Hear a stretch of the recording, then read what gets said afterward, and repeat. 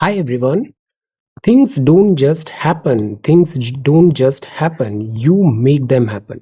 Today is 22nd of March 2023. Let us have a quick discussion of all these important topics. See, following someone else's path के बजाय बेहतर है हम अपना रास्ता खुद बनाएं. Creating a path that aligns with you, जो आपकी स्ट्रेंथ पे बेस्ड हो. Nobody can go back and start a new beginning, but anyone can start today and make a new ending. Begin now, begin, start, study full throttle. अभी भी बहुत time है. आज से भी अगर फुल थ्रॉटल आप पढ़ोगे तो 28th ऑफ मई का एग्जाम आपका क्वालिफाई हो जाएगा. But you have to start, begin now. This is prelims course. इसमें अभी एनवायरनमेंट इकोलॉजी कंप्लीट होने वाला है, फिर हम जनरल साइंस को कंप्लीट करेंगे. ये क्लासेस अगर आप लेट भी ज्वाइन करते हो तो प्रीवियस जितने भी वीडियोस हुए हैं उन सारा एक्सेस आपके पास होगा, so you can watch them. 1-to-1 session अभी इस कोर्स का हाईलाइट है जो पेंडिंग है. नेक्स्ट 2 मंथ्स में हम प्राइमरली 1-to-1 सेशंस पे फोकस करेंगे. This is revision course. Revision में हम अभी पढ़ रहे हैं इकोनॉमी कंप्लीट होगा, then we will start other subjects.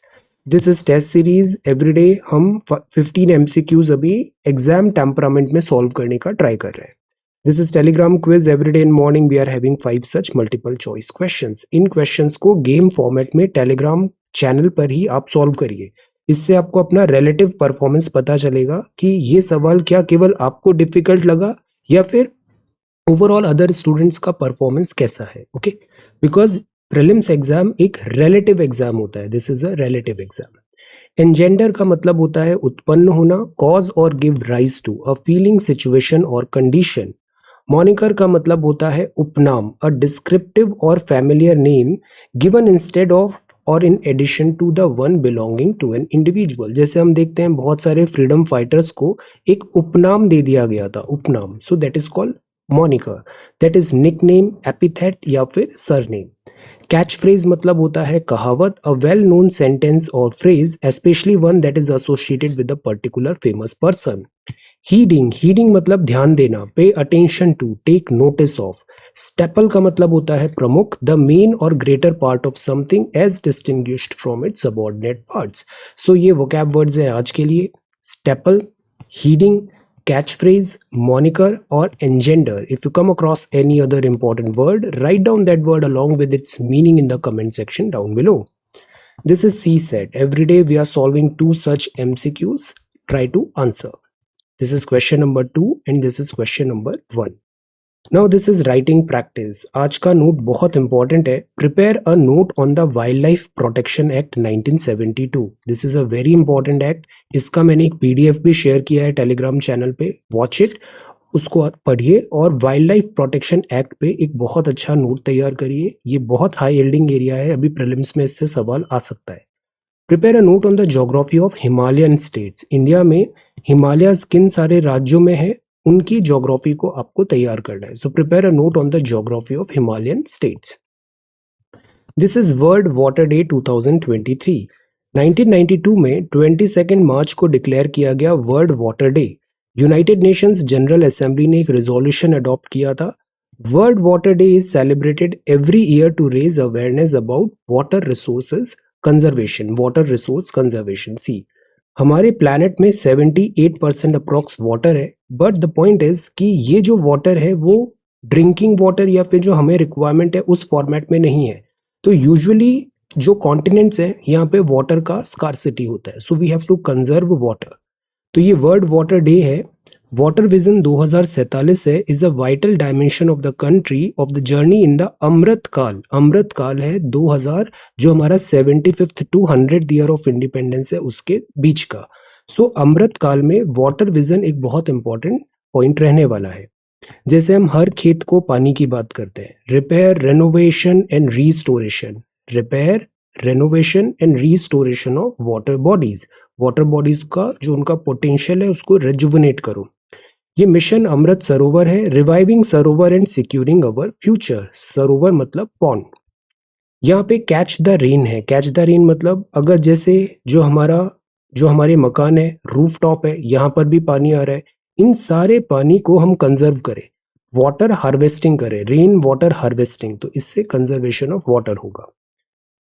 ये है क्रांतिकारी सूर्य सेन जी पर ब्रिटिश पुलिस द्वारा घोषित इनाम का poster. So this is from the archives.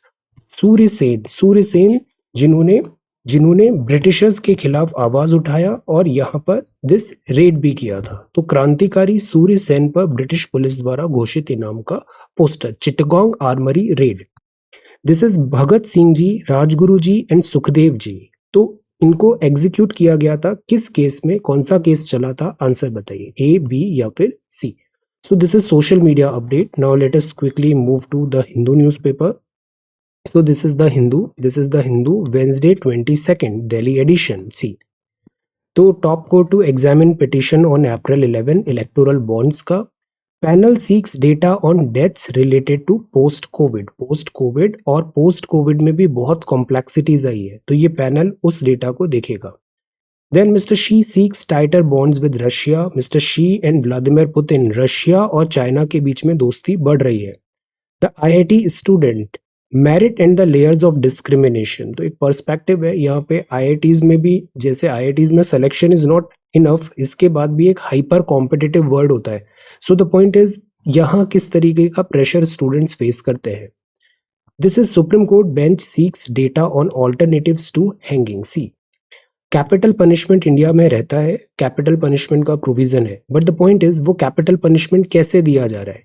ये जो हैंगिंग बाय डेथ होता है, ये एक kind of like archaic type से नजर आता है और इसमें ह्यूमन डिग्निटी एटसेट्रा के भी सवाल उठते हैं। सो अक्सर ये सवाल उठता है, जैसे यहाँ पे चंद्रचूड़ साहब ने भी कहा, if we have to relook death by hanging we need better data. We want to know the impact of the sentence of death by hanging, the pain caused, the period of actual death and the availability of resources. So जो death by hanging है, इससे related क्या ये inhuman practices तो नहीं है, या फिर ये अभी भी आर्काइक तो नहीं है। द पॉइंट इज इससे रिलेटेड डेटा चाहिए होगा, तभी हम इसको आगे डिसीजन ले पाएंगे। So if there is more human method of execution that would render the present practice unconstitutional. तो ये सवाल उठा है, let us wait for some data. तो सुप्रीम कोर्ट ने सेंटर को बोला है कि आप डेटा प्रोवाइड कराओ कि एक बेहतर डिग्निफाइड तरीका क्या हो सकता है जब कैपिटल पनिशमेंट हमें देखना है, जो ज्यादा डिग्निफाइड हो, लेस पेनफुल हो और सोशली एक्सेप्टेबल हो। तो चंद्रचूड़ साहब का ये बेंच था और यहाँ पर बोला गया है कि आप डेटा लाइए और उस डेटा बेस्ड हम आगे डिसीजन लेंगे। यहाँ national law university, professors of law, doctors and scientific persons की एक कमिटी बनाने का भी बात किया है। So the point is human method क्या हो सकती है, ह्यूमन मेथड क्या हो सकती है। एंड जो impact of sentence of death by hanging है, उसमें जो पर्सन है उसको उसके क्या अदर एस्पेक्ट्स हो सकते हैं, ये भी कंसिडर किया जाएगा। इसके अलावा इसका कोई दूसरा तरीका भी हो सकता है, ये भी एक्सप्लोर करना है। तो एक पिटिशन फाइल हुआ था और उसमें ये लिखा था, hanging such as mode of execution. तो इसमें section 3455 of the code of criminal procedure mandates that a person sentenced to death shall be hanged by the neck till he is dead। तो अभी इस पे सवाल उठा है, लेट अस सी। तो क्या यहाँ पे ह्यूमन, क्विक और एक डिसेंट ऑल्टरनेटिव नहीं हो सकता है? जैसे एक बार फ्रेंच रिवॉल्यूशन थी, रिमेंबर एक फ्रेंच रिवॉल्यूशन थी, उसमें एक वर्ड आ गया था गिलोटाइन, रीन ऑफ टेरर था। तो the point is, could there be some other decent alternative जो क्रूअल भी नहीं हो और बार्बरस भी नहीं हो। So let us see. This is Ugadi, greets its readers on the occasion of Ugadi. Okay, तो न्यू ईयर भी है, this is Ugadi. Some states are lagging behind NPS due. NPS due में states में parity नहीं आ रहा है, ऐसा सरकार ने बताया। IMF ने क्लियर किया है $3 बिलियन का बेल आउट फॉर श्रीलंका। तो पिछले साल हमने देखा श्रीलंका में सीवियर शॉर्टेज हो गया था और पैसे की शॉर्टेज हो गई थी, इंपोर्ट एसेंशियल वस्तुओं का भी नहीं कर पा रहे थे। तो आईएमएफ ने रिफॉर्म्स की बात किया और डेट रिडन आइलैंड को $3 बिलियन का एक्सटेंडेड फंड फैसिलिटी प्रोवाइड किया है। तो वहाँ मैक्रो इकोनॉमिक स्टेबिलिटी बेहतर होगा, डेट सस्टेनेबिलिटी आएगा, फाइनेंशियल स्टेबिलिटी भी बेहतर होगा। तो इन सब चीज़ों पे श्रीलंका को हेल्प किया है आईएमएफ ने। बट आईएमएफ की जो हेल्प आती है, इसमें कंडीशंस भी आती है। कंडीशंस ये होती है कि श्रीलंका को अपनी फिस्कल कंसोलिडेशन करना पड़ेगा, मार्केट रिफॉर्म्स करना पड़ेगा, टैक्सेशन बढ़ाना पड़ेगा, गवर्नेंस बेहतर करनी पड़ेगी, एंटी करप्शन फ्रेमवर्क भी सुधारना पड़ेगा, एंटी करप्शन भी इंप्लीमेंट करना पड़ेगा। So this is 3 billion bail out for Sri Lanka. Then holding their ground, and this is 6.6 magnitude का अर्थक्वेक आया अफगानिस्तान में। रॉक्स दिल्ली। सो कल ये अर्थक्वेक आया था अफगानिस्तान के पास कहीं इसका सेंटर बताया गया है। Then this is next page और यहाँ पर है are you being sexually harassed at work place, not any more. ये जो हैरेसमेंट है of any type it is not right, let's stop this crime together. तो अकेले नहीं है आप, दिल्ली पुलिस आपके साथ है। This type of sexual harassment eight work place is not right.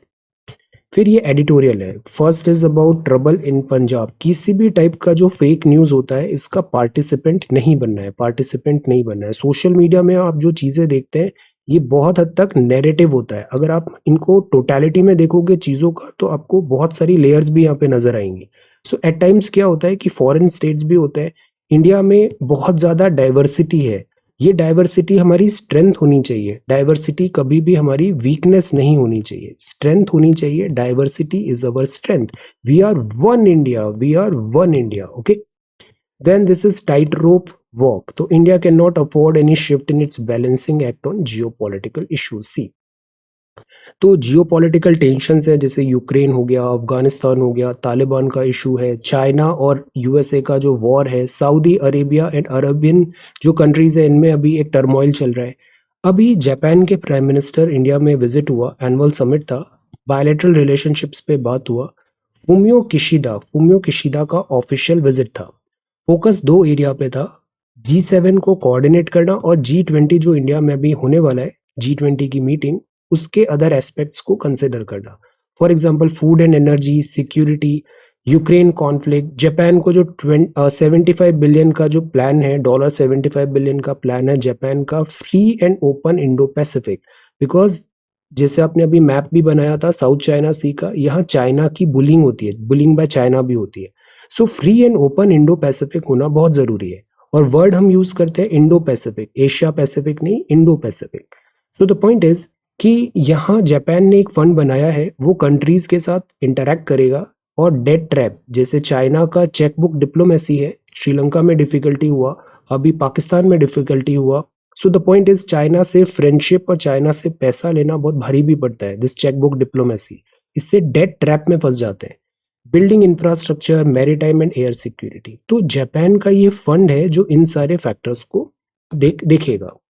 फिर ग्लोबल कंसेंसस बनाने की जरूरत है। जापान वेस्टर्न पावर्स के साथ भी अच्छे से अलाइंड होता है और वेस्ट वर्सेस चाइना एक कॉन्फ्लिक्ट नजर आता है। तो किशिदा का यहाँ पे जो प्राइम मिनिस्टर साहब से बात हुआ वो स्ट्रेट फॉरवर्ड था, स्ट्रेट फॉरवर्ड टॉक थी कि इंडिया G20 प्रेसिडेंट भी है, G7 को भी इंडिया शेप कर सकता है उसकी जो, बिकॉज G7 आज के टाइम पे काफी हद तक एक रेलिक हो गया है। रेलिक आज का जो वर्ड है वो G20 डोमिनेटेड ज्यादा है। रशियन एग्रेशन को कैसे काउंटर किया जाए इन यूरोप, इन यूक्रेन।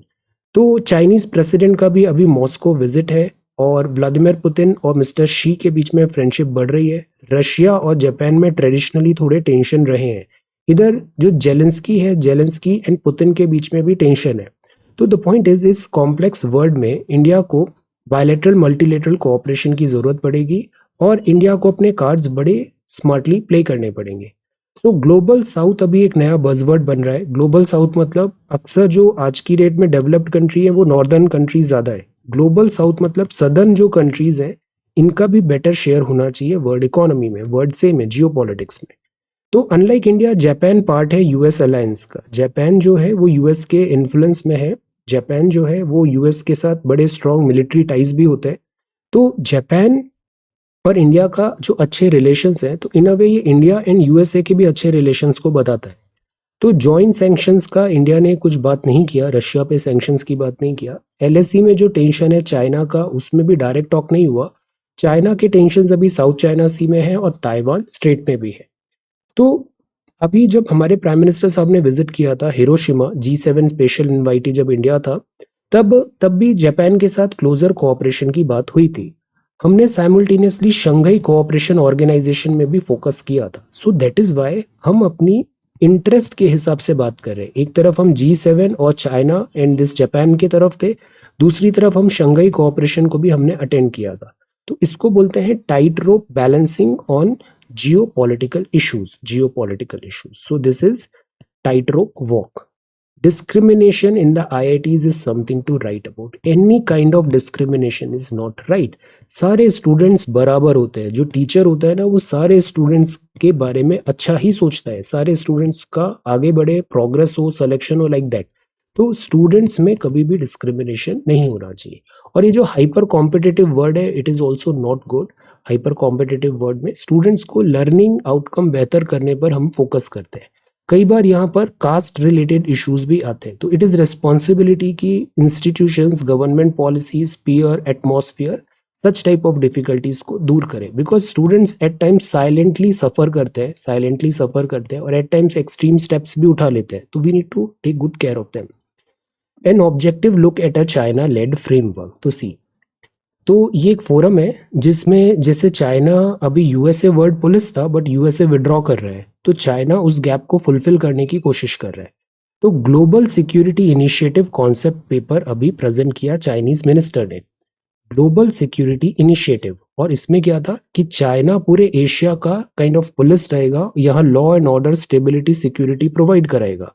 ये पिलर्स है: mutual respect, openness and inclusion, multilateralism, mutual benefit, holistic approach. ये 5 मेजर पिलर होंगे जीएसआई के. जीएसआई क्या है? Global security initiative by China.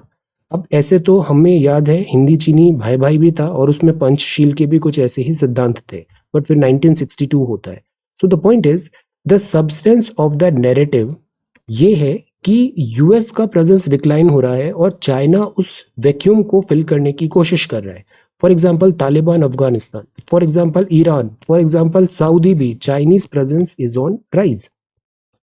तो ये जो है यूएस की लीडरशिप है, ये अभी ऑन डिक्लाइन है. China is seeking to leverage these fault lines by promoting its vision as a capable alternative leader. China अपने आप को एक ऑल्टरनेटिव की तरह प्रेजेंट कर रहा है. अब क्रक्स क्या था कि जैसे यूनाइटेड नेशंस है, ये भी इतना इफेक्टिव नजर नहीं आया. International laws, rule based law का वर्ड भी अब थोड़ा ऑन डिक्लाइन है. म्यूचुअल ट्रस्ट जैसे सिचुएशंस डेवलप हो रही है. So the point is, China यहाँ अपनी प्रेजेंस बढ़ा रहा है. अब ये इन अ वे इंडिया को भी प्रोवोकेटिव लग रहा है. वाई? बिकॉज जैसे चाइना प्रॉक्सिमिटी बढ़ाता है श्रीलंका से, डेट ट्रैप, पाकिस्तान से डेट ट्रैप, बांग्लादेश को ऑफर कर रहा है, नेपाल को ऑफर कर रहा है. तो इन अ वे इंडिया को आइसोलेट करने की भी कोशिश करता है चाइना, और चाइना के साथ बॉर्डर टेंशंस भी हैं हमारे. सो द पॉइंट इज, इंडिया को इसको किस लेंस से देखना चाहिए. ऐसा ही अनक्लॉज है. अनक्लॉज का अक्सर वॉयलेशन भी करता है, जैसे साउथ चाइना सी में हमने देखा, चाइनीज जो क्लेम है स्कैरबोरो शोल में, स्पार्टली आइलैंड्स में. तो द पॉइंट इज जैसे स्पाइन एस्पियोनेज भी हो रहा है, स्पाइंग भी हो रहा है. तो द पॉइंट इज, चाइना पे यहाँ एक थोड़ा डिस्ट्रस्ट जनरेट होता है. अब जीएसआई की जो लाइन है, ऐसा ही एक कुछ बहुत टाइम पहले एक बेल्ट एंड रोड इनिशिएटिव भी आया था. रिमेंबर, आज से करीब मिस्टर शी जिनपिंग का जब फर्स्ट टर्म स्टार्ट हुआ था, तब एक बेल्ट एंड रोड इनिशिएटिव आया था. अब मिस्टर शी जिनपिंग का 3rd टर्म स्टार्ट हो रहा है, और ये एक नई चीज है जीएसआई. तो चाइना अपनी स्ट्रैटेजिकली, सिक्योरिटी वाइज अपनी प्रेजेंस बढ़ाने की कोशिश कर रहा है साउथ चाइना सी में. तो यह सिक्योरिटी कोऑपरेशन का भी है, और अभी बड़े वेग से टर्म्स है, डिटेल में नहीं जाना है. हॉलिस्टिक लाइन की बात करेगा, चाइना एंगेजमेंट करेगा. तो हमें बस इतना ही जानना है, what is GSI, global security initiative. इसमें ये 5 पिलर है: mutual respect, openness, inclusion, multilateralism, mutual benefit and holistic approach. Okay. A grave mistake in Great Nicobar. तो see, Andaman and Nicobar islands है. कुछ ही दिन पहले हमने इस पे ज्योग्राफी पे एक मैप भी बनाया था, अंडमान निकोबार. तो जो ग्रेट निकोबार है, यहाँ हम इसको लाइक सिंगापुर की तरह यहाँ पे हम डेवलपमेंट करना चाहते हैं. प्लांट्स लगाना चाहते हैं, यहाँ पे कंटेनर्स हो, शिप्स हो, स्टे हो, एंट्रीपोर्ट की तरह ये काम करे like Singapore. But the point is, ये चीज हो तो जाएगा, but at what cost? Environmental cost क्या होगी? यहाँ बहुत सारी ट्राइब्स भी होती है. Let us do this exercise. Andaman and Nicobar की कुछ इंपॉर्टेंट ट्राइब्स के नाम बताइए. Important tribes of Andaman and Nicobar group. I start. Shompen एक ट्राइब है. ऐसी और भी ट्राइब्स बताइए अंडमान एंड निकोबार की. साइमल्टेनियसली आप ये भी बताओ पीवीटीजी क्या होता है. पीवीटीजी क्या होता है, इंडिया में कितनी पीवीटीजीज है, पीवीटीजीज और स्पेशली ट्राइबल से रिलेटेड कॉन्स्टिट्यूशन में क्या प्रोविजंस है. ये बहुत इंपॉर्टेंट है. ट्राइबल्स के बारे में हमें बहुत अच्छे से जानकारी होनी चाहिए. With rising cancer cases a larger economic burden बढ़ रहा है, इकोनॉमिक कॉस्ट बढ़ रही है. क्योंकि जब भी डिसीज होता है, एक तो हमारी अर्निंग कैपेसिटी कम हो जाती है और दूसरा एक्सपेंडिचर ऑन मेडिसिन भी बहुत बढ़ जाता है। Number of under trial prisoners इतने हैं, सप्लीमेंट्री ग्रांट अभी अप्रूव हो गई है। What does it mean by supplementary grant? जैसे हम एग्जाम में कॉपी लिखते हैं, पेजेस भर जाते हैं, तो हम एक सप्लीमेंट्री कॉपी की मांग करते हैं, समथिंग लाइक दैट। बताओ what is definition of supplementary grant? तो this is hydro power potential number of sports person from UP to get government jobs. अब ये है वेस्ट टू एनर्जी प्लांट्स, ये भी एक बहुत बड़ा मुद्दा बना हुआ है। कोझीकोडे में ऐसे बहुत सारे, जैसे ये कचरे के पहाड़ है, ये वेस्ट के माउंट्स है। इस वेस्ट से क्यों ना हम एनर्जी को डेवलप करें, ऐसे प्रोजेक्ट्स आए, बट वो इतने भी ज्यादा सक्सेसफुल नहीं रह रहे। एक फैसिलिटी 2 साल से है, यहाँ पे 6 मेगावाट का प्लांट बनाया है। 100 वेस्ट टू एनर्जी प्रोजेक्ट्स है अभी पूरे वर्ल्ड में, पूरे इंडिया में। और काम क्या होता है कि जो भी वेस्ट प्रोडक्ट है उसमें से बायोडिग्रेडेबल ऑर्गेनिक वेस्ट 55 से 60% है, कंपोस्ट है, बायोगैस में उसको कन्वर्ट करो। जो नॉन बायोडिग्रेडेबल है, जैसे ड्राई वेस्ट है, वो 15% करीब है। सिल्ट है, स्टोन है, ड्रेन वेस्ट है। तो नॉन बायोडिग्रेडेबल वेस्ट भी है और डिग्रेडेबल वेस्ट भी है। इनको हम सेग्रीगेट कर ले और ई वेस्ट से हम एनर्जी को डिराइव करें।